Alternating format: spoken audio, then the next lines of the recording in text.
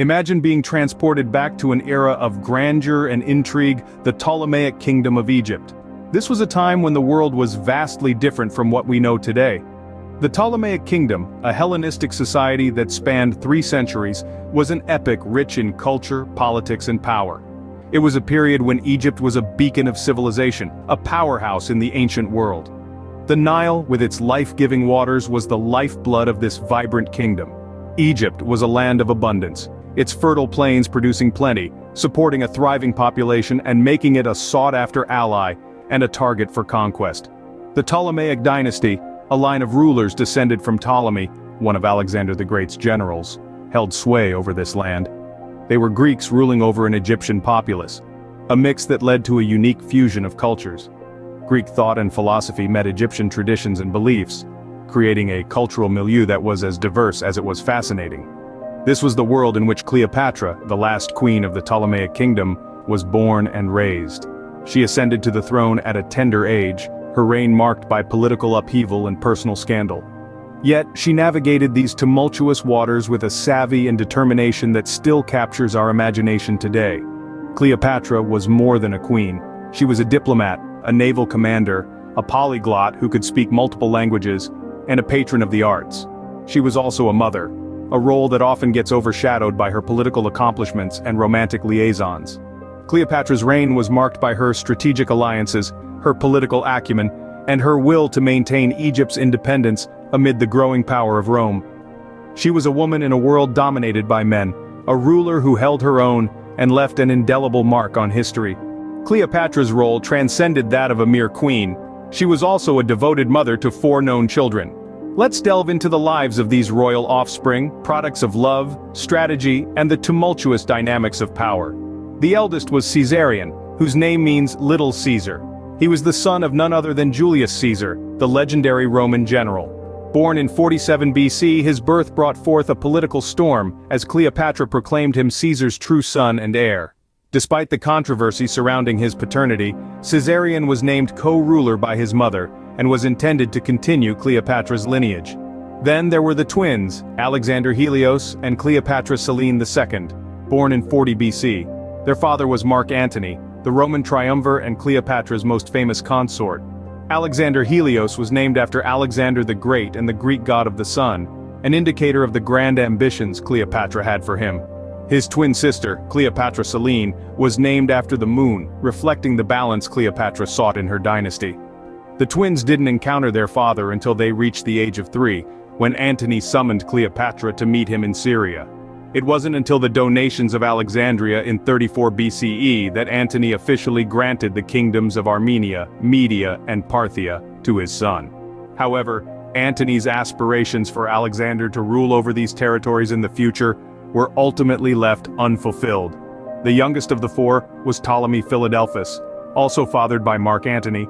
Born in 36 BC, he was named after Cleopatra's own bloodline, the Ptolemaic dynasty. Each of these children was born amidst political upheaval and complex alliances. For Cleopatra, they were not just her flesh and blood but crucial pieces in the vast chessboard of power. Their births were calculated moves designed to secure alliances, strengthen her rule, and ensure the continuation of her dynasty. Yet, despite their royal lineage and the grand plans their mother had for them, their lives were marked by turbulence, reflecting the volatile era in which they lived. Each of these children born to power had their destinies intertwined with the fate of empires. The lives of Cleopatra's children were as tumultuous as their mothers. Amidst Cleopatra and Antony's conflicts with Octavian, Cleopatra decided to send their children to Thebes for safety. Upon Cleopatra's demise, Caesarion, a mere 17 years old, was declared the sole ruler of Egypt. But his reign was cut tragically short when he was assassinated on the orders of Octavian August Caesar, who had meticulously crafted his image around being Julius Caesar's rightful heir. However, the existence of a living rival heir posed a threat to his authority. Therefore, Caesarion met his demise in 30 BCE at the tender age of 17, a promising life cut short by the ruthless machinations of power politics. Despite this, Octavian chose to spare the lives of the children Cleopatra had with Mark Antony. Following the demise of their parents and half-brother Caesarion, Alexander and Selene technically assumed the mantle of rulership in Egypt. Consequently, the children were brought back to Alexandria. However, with Egypt falling under Roman dominion, they were subsequently taken to Rome under the guardianship of Octavian. Cleopatra's demise dashed Octavian's hopes of parading her through Rome's streets. Instead, 11-year-old Alexander and his sister were compelled to march through the city behind an effigy of their mother, dressed as the sun and moon she had named them after. Octavian sent the remaining 3 children to live in his sister's Octavia's household, where they were educated with her own children. During the donations of Alexandria in 34 BCE, Mark Antony bestowed the kingdoms of Crete and the Cyrenaica on his daughter. After returning to Egypt after her parents' death, Cleopatra Selene lived with her siblings at Octavia's house. When she was 15, she married King Juba II of Numidia. Octavian sent the pair to rule Mauritania, where Cleopatra Selene exerted substantial political influence, importing scholars and advisors from her mother's court and expanding the kingdom. Cleopatra Selene had 2 children with King Juba. She ruled for 2 decades before her passing at the age of 35. The youngest, Ptolemy Philadelphus, was granted titles of land at the donations of Alexandria in 34 BCE. He was named the ruler of Syria, Phoenicia, and Cilicia. Alexander Helios and Ptolemy Philadelphus vanished from historical records. Their exact fates remains a mystery, lost in the sands of time. Their lives, much like their mothers, were a testament to the tumultuous and treacherous nature of power. The saga of Cleopatra's children serves as a poignant reminder of the volatile dance between power, politics, and personal destinies, during a time when empires rose and fell with the setting of the sun. The fall of Cleopatra was a turning point in the lives of her children. With the death of their mother in 30 BCE, the children of the last pharaoh of Egypt found themselves at the mercy of a changing world. The lives of Cleopatra's children were marked by the tumultuous events that followed their mother's death. They were pawns in a larger game, their fates dictated by the rise and fall of empires.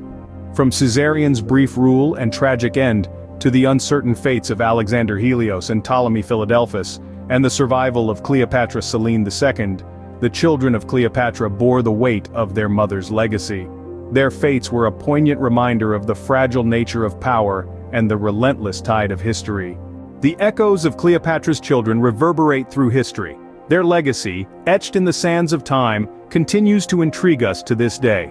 Cleopatra Selene II, often described as the moon to her twin brother Alexander Helios's son, emerged as the sole survivor among Cleopatra's children to reach adulthood, leaving behind a profound and enduring legacy. She became a symbol of prosperity, bringing about a cultural renaissance in Mauritania. Her influence was such that she was revered as a queen in her own right, her face etched on coins alongside her husband's. Through her, the spirit of Cleopatra lived on. Their stories, although less documented, are no less intriguing.